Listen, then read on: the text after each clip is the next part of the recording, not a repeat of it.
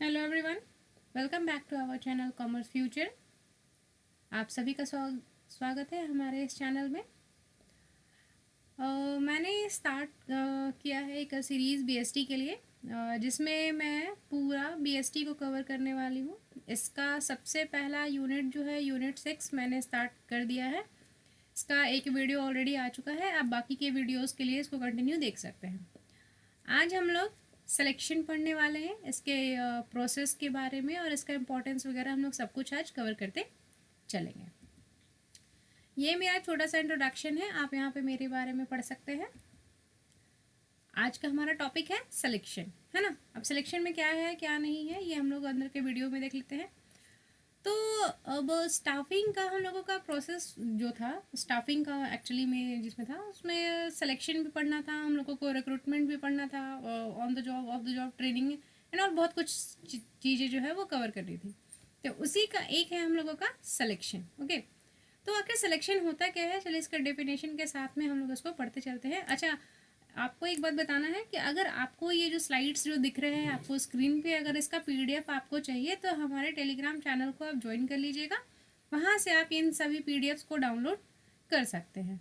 अगर आपको हमारा वीडियो अच्छा लगेगा तो प्लीज़ लाइक कीजिएगा चैनल वीडियो को एंड सब्सक्राइब कर लीजिएगा चैनल, ताकि आप जब नया वीडियो कुछ भी अपलोड हो तो आप उसको देख सकें। चलिए अब हम लोग स्टार्ट करते हैं अपने आज के क्लास को।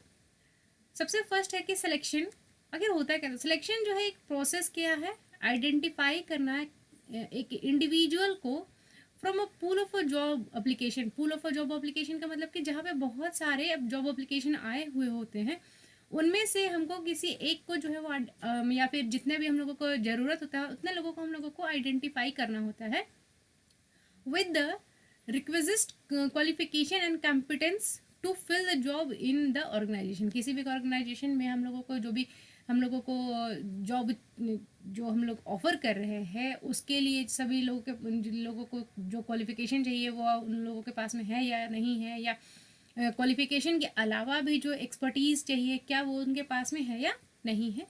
तो इसको हम लोग देखते हैं सिलेक्शन के समय में। This is an HR process that helps differentiate between qualified and unqualified applicants by the applying various techniques। अब एक एचआर का प्रोसेस होता है, यानी कि ह्यूमन रिसोर्स वाले जो एचआर जो होता है हमारे डिपार्टमेंट, वो हम मतलब कि डिफ्रेंशिएट करते हैं कि कौन क्वालिफाइड है किसी एक जॉब के लिए और कौन अनक्वालिफाइड है किसी एक जॉब के लिए, है ना। तब इसके बहुत सारे डिफरेंट डिफरेंट टेक्निक्स होते हैं उसको फाइंड आउट करने के लिए। दो लोगों का टेक्निक्स का यूज़ करके वो जो है अपना डिसीजन ले लेते हैं। Selection refers to the choosing the right candidate who is most suitable for a job position that is vacant in an organization. It's include the process of interview the candidate and evaluating their skill qualities which are needed for the specific job। अब selection क्या है, choosing क्या है, right candidate को जो कि सबसे ज़्यादा सूटेबल है किसी एक जॉब पोजीशन के लिए जो कि ऑर्गेनाइजेशन में खाली है ना। अब इस प्रोसेस में हम लोग क्या क्या करते हैं, इंटरव्यू लेते हैं कैंडिडेट का, उन लोगों के पास में इवेलुएट करते हैं उनके स्किल्स को, उनके क्वालिटीज़ को, ताकि हमारा जो स्पेसिफिक जॉब है उसके लिए एक परफेक्ट मतलब कि एक पर्सन जो है वो हमें मिल जाए। अब इसी का एक और है यहाँ पे एक डेफिनेशन जो है एक साइंटिस्ट के द्वारा ये जो है ये दिया गया है। इसको आप प्रोफेसर कह सकते हैं, साइंटिस्ट तो नहीं कहेंगे। हैरोल्ड कुंट्स इनका नाम है, अगर मैंने गलत प्रोनाउंस किया हो तो उसके लिए माफ़ी, लेकिन ऐसे ही इसका नाम इनका नाम है। ओके, तो selection is a process of choosing from the candidate from within the organisation and from the outside the most suitable person for the current position for the future position.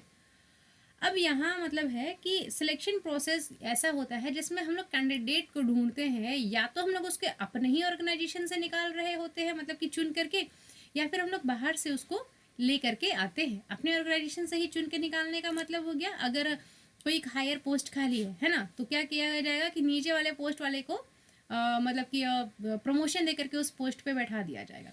या फिर अगर कोई एक है, अगर वो दो पोस्ट को मतलब कि हैंडल करने के लिए काबिल उसको लगता है तो उसको उस दो पोस्ट का जो है वो जिम्मेदारी दे दिया जाता है। अगर किसी को लगता है कि सिमिलर लेवल पे ही है लेकिन ये इस काम से बेटर जो है इस काम को कर सकता है, तो इसको इस तरीके से भी जो है वो मतलब कि बस चेंज किया कर दिया जाता है प्लेस को। हाँ, एक और आपका होता है कि ट्रांसफ़र वगैरह होते हैं ना, तो ट्रांसफ़र भी होता है कि कंपनी जो है वो क्या करती है ना कि अपने यहाँ कहीं एम्प्लॉय को किसी दूसरे नए सपोज़ कीजिए कि कोई एक यहाँ पे इसका पुराना ब्रांच है, ओल्ड वाला, इसमें इसको नया ब्रांच ये ओपन करा, तो वहाँ पे इसको एम्प्लॉय चाहिए, तो ये क्या करेगा, अपने पुराने वाले से ही किसी अच्छे होनहार एम्प्लॉय को सिलेक्ट करेगा और अपने न्यू वाले ब्रांच में भेज देगा, ताकि वहाँ पे भी एक्सपर्टीज़ जो है वो मिले। सभी अब नए नए लोगों को हायर कर लेगा तो नया नया लोग पता नहीं कैसे चला पाएगा, नहीं चला पाएगा, तो यहाँ पे क्या किया जाएगा, एक जो एक्सपीरियंस्ड पर्सन होगा उसको ट्रांसफ़र करके वहाँ पे भेज दिया जाएगा। यहाँ पे एक सिलेक्शन का प्रोसेस का चार्ट दिया हुआ है। इस चार्ट को बस आपको माइंड में रखने के लिए दिया गया है कि आपको इसमें से क्या क्या चीज़ें जो है वो दिमाग में रखनी होती हैं। अब ये चार्ट जो है ना वो बहुत सारी जगह पे बहुत अलग अलग मिल सकता है, लेकिन ऑलमोस्ट इसी तरीके के होते हैं, है ना। तो एकदम ज़रूरी नहीं है कि यही एक सीक्वेंस है, आपको और भी चार्ट्स मिलेंगे, तो आप उन सभी चार्ट्स को भी एक बार गो थ्रू कर सकते हैं। लेकिन हाँ, होता क्या है, सबसे पहले क्या होता है, प्रीलिमिनरी इंटरव्यू होता है, फिर एप्लीकेशन हम लोग रिसीव करते हैं, स्क्रीनिंग हम लोग करते हैं एप्लीकेशन का, फिर एम्प्लॉयमेंट टेस्ट होता है, इंटरव्यू होता है, फिर रेफरेंस का भी चेकिंग किया जाता है, मेडिकल एग्जामिनेशन होता है, अगर वहाँ पे फिजिकल मेडिकल एग्जामिनेशन जरूरी है तो फिर लास्ट में फाइनल सिलेक्शन हो जाता है। ये मतलब कि ये बेसिक जो है वो होते रहता है, ठीक है ना। अब यहाँ पे जितना भी प्रोसेस था सभी को हम लोग यहाँ पे एक एक करके जो है वो अलग अलग करके डिस्क्राइब करेंगे कि आखिर किसके अंदर में होता क्या है ना। तो selection includes a number of steps that's are required to fill the vacancies of the organization. These steps are explained below in the from procedures or process. अब जो सिलेक्शन का जो प्रोसेस होता है उसमें हम लोग को काफ़ी सारा स्टेप्स जो होते हैं वो फॉलो करने पड़ते हैं ताकि एक वैकेंसी को जो है वो फिलअप किया जा सके। अब इनका कुछ कुछ स्टेप्स जो है या फिर प्रोसेस जो है वो यहाँ पे हम लोगों को बताया गया। सबसे पहले क्या आता है, हम लोगों का प्रीलिमिनरी इंटरव्यू होता है। कुछ कुछ शब्द जो है वो मुझे बोलने में थोड़ा सा तकलीफ होता है, लेकिन कोई बात नहीं।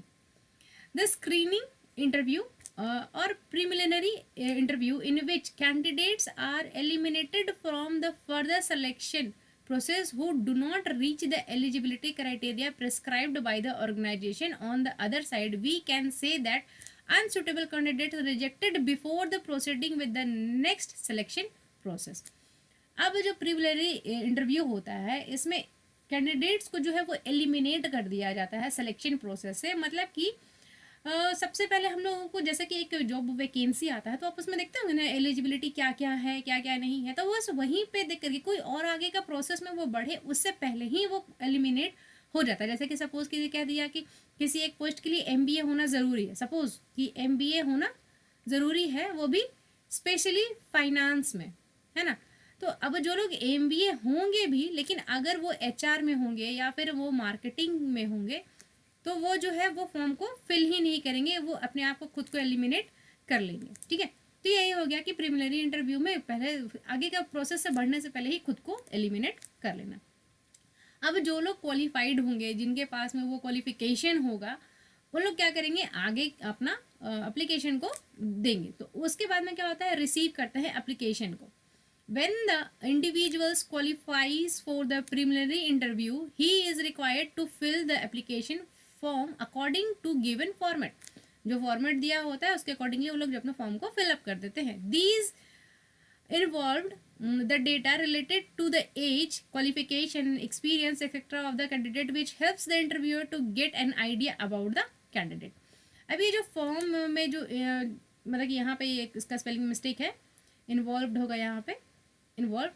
इसमें जो डेटा इन्वॉल्व होता है उसमें क्या होता है कि एज बताया हुआ होता है, उसका क्वालिफिकेशन बताया हुआ होता है, एक्सपीरियंसेस होते हैं, ताकि इंटरव्यूअर जो है उसके बारे में एक बेसिक आइडिया जान सके कि आखिर ये हमारे लिए सूटेबल है या नहीं है, और आगे इसको हम लोग आगे का प्रोसेस में और भेज सकते हैं या नहीं। अब एप्लीकेशन आ गया, उसके बाद हम लोग क्या करते हैं, screening of the application. Screening of the application से मतलब क्या होता है, after getting the application these are screened by the screening committee who then prepare a list of those applicants whom are appropriate for the interviews. Once the list is made, the qualified candidates are called for the interview by their telephonical, email और SMS. अब सबसे पहले screen किया जाता है application को। हमारे पास में जितने भी एप्लीकेशन आए हैं उस एप्लीकेशन में कितने लोग जो हैं वो एलिजिबल हैं उनको छांट लिया जाता है, फिर एक लिस्ट बना दिया जाता है और उस लिस्ट के अकॉर्डिंगली लोगों को या तो फ़ोन करके या ईमेल करके या एसएमएस करके उनको बुलाया जाता है इंटरव्यू के लिए। अब एम्प्लॉयमेंट टेस्ट होता है, इसमें मेंटल एबिलिटी एंड स्किल्स को चेक किया जाता है एक इंडिविजुअल का, such as intelligent test, aptitude test, psychological test, personality test, suitability of the candidates for the job is checked by these tests. अब अलग अलग तरीके के टेस्ट जो है वो हो सकते हैं, वो एप्टीट्यूड टेस्ट हो भी सकता है, रीजनिंग का टेस्ट हो सकता है, साइकोलॉजिकल टेस्ट हो सकता है, या फिर पर्सनालिटी का टेस्ट हो सकता है। मतलब कि जो कैंडिडेट मतलब कि उनको चेक किया जाता है कि कौन से कैंडिडेट जो है वो हमारे लिए सूटेबल है। Employment interview, in this step the interviewer asks question from the applicants to discover more about the candidate. By taking an interview, it is easier for the employer or management to understand the candidate's expectations from the job. अब यहाँ पे employment test होता है, इसमें क्या हुआ है कि बस रिटन एग्ज़ाम वगैरह आप देखते होंगे कि बहुत सारे एग्ज़ाम्स में होता है ना कि रिटन एग्ज़ाम हो रहा है जिसमें आपका जीके चेक किया जाता है, रीजनिंग, मैथमेटिकल, ये सब जो है वो चेक कर लिया जाता है। अब इंटरव्यू होता है, उसमें क्या होता है ना कि आपका बेसिकली आपका पर्सनालिटी को जो है वो देखा जाता है कि आपका मतलब कि क्या जॉब से एक्सपेक्टेशन है एंड ऑल। ओके, अब होता है checking references. To check the authenticity of the information provided by the candidate, the employer asks some questions from the references given by the candidate. These references may be from the education institution from where the candidate have completed his education or from his previous employment where he was worked before.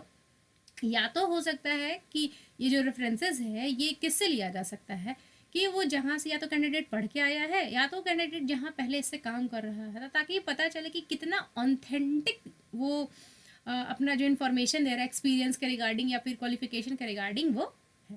Okay, next है हमारा medical examination. अब बहुत सारे field ऐसे होते हैं जहाँ पे मेडिकली फिट होना जरूरी होता है। Physical and mental ability of a candidates are checked to ensure that he is able to performing job or not. That the medical examination an integral step of the selection process because it helps in discover the applicant's physical ability to fulfill the job requirement. अब उनका job requirement जिसका होता है उस जैसा होता है उसके अकॉर्डिंगली उनको फिजिकली वो फिट है या नहीं वो देखा जाता है। फिर लास्ट में क्या होता है, फाइनल सिलेक्शन कर लिया जाता है। Finally the candidate is selected who clears all steps of interview. Thus the selection is a lengthy process because it includes several stages that an individual has to qualify before getting selected for the job.